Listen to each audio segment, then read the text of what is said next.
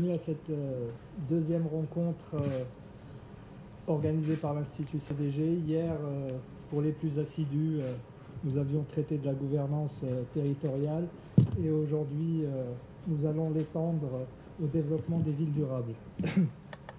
Pour nous accompagner aujourd'hui, outre notre partenaire Isabelle Laudier de l'Institut CDG, l'Institut CDC pour la recherche, nous aurons M. Amin Hajhouj, directeur général de la Société d'aménagement de Zenata, M.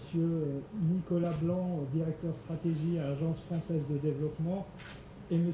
Jean-Jacques Perrin, architecte, architecte à l'école d'architecture de Versailles. Voilà, donc je donne la parole à Isabelle. Merci beaucoup Oussama, merci Mounira. Donc, je rappelle que je suis toujours ravie de co-organiser ces sessions à l'Institut des CDG sur des thèmes d'intérêt commun. Donc, comme il a été rappelé hier, nous étions réunis autour du sujet de la gouvernance territoriale et des enjeux du développement territorial et des enjeux également institutionnels de régionalisation des compétences. Et aujourd'hui, nous allons aborder des sujets qui, somme toute, croisent les questions que nous avons discutées hier, mais plus spécifiquement centrés sur la question de la ville durable. En effet, on a décidé ensemble de consacrer une matinée sur les nouveaux enjeux de la ville durable, c'est-à-dire comment gérer les questions qui se posent aujourd'hui et qui prennent un tour très fort dans un cadre, d'une part, de croissance démographique qui entraîne de la croissance urbaine et de l'étalement urbain. Comment gérer cette croissance de la ville, notamment au sud, et deuxième contexte qui est celui du changement climatique, donc qui évidemment ajoute de nouvelles questions, un nouveau problème, comme celui des îlots de chaleur, pour ne donner qu'un exemple. Alors évidemment, ce sont des questions qui sont abordées au niveau international. Habitat 3 en 2016 a défini un nouvel agenda urbain avec des objectifs du développement durable. Donc, non, 2030. L'objectif 2030. Ah, objectif 2030, pardon. Donc a défini des nouveaux objectifs de développement durable. Donc on pourra discuter de la façon dont, comment traduire ces objectifs.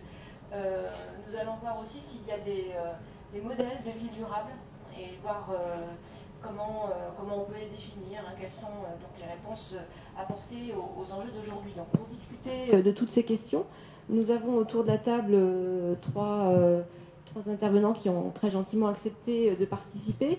Donc nous allons d'abord écouter Jean-Jacques Perrin, qui est architecte, professeur à l'École nationale supérieure d'architecture de la ville de Versailles, et qui effectivement parlera de ces questions de ville durable, de rappeler donc les nouveaux défis qui se posent, qui abordera la question des données urbaines pour gérer ces nouveaux défis, et qui terminera sur l'importance de la gouvernance de la ville durable. Donc c'est là où on va rencontrer des sujets que nous avons évoqués hier. Également aussi la question des échanges, l'hybridation nord-sud, c'est-à-dire que des solutions apportées au nord peuvent s'appliquer au sud, mais aussi des solutions développées au sud peuvent être des solutions pour le nord. Ensuite, nous entendrons Nicolas Blanc, qui est directeur de la stratégie de l'Agence française de développement, de l'AFD. Donc là, nous aurons un autre point de vue, donc avec notamment la question de la gestion des biens publics dans la ville et des nouveaux outils financiers, ou quels outils financiers développer pour inciter donc à la ville durable. Comment accompagner financièrement la ville durable. Donc on aura un aperçu donc, de la stratégie de l'AFD en matière de ville durable.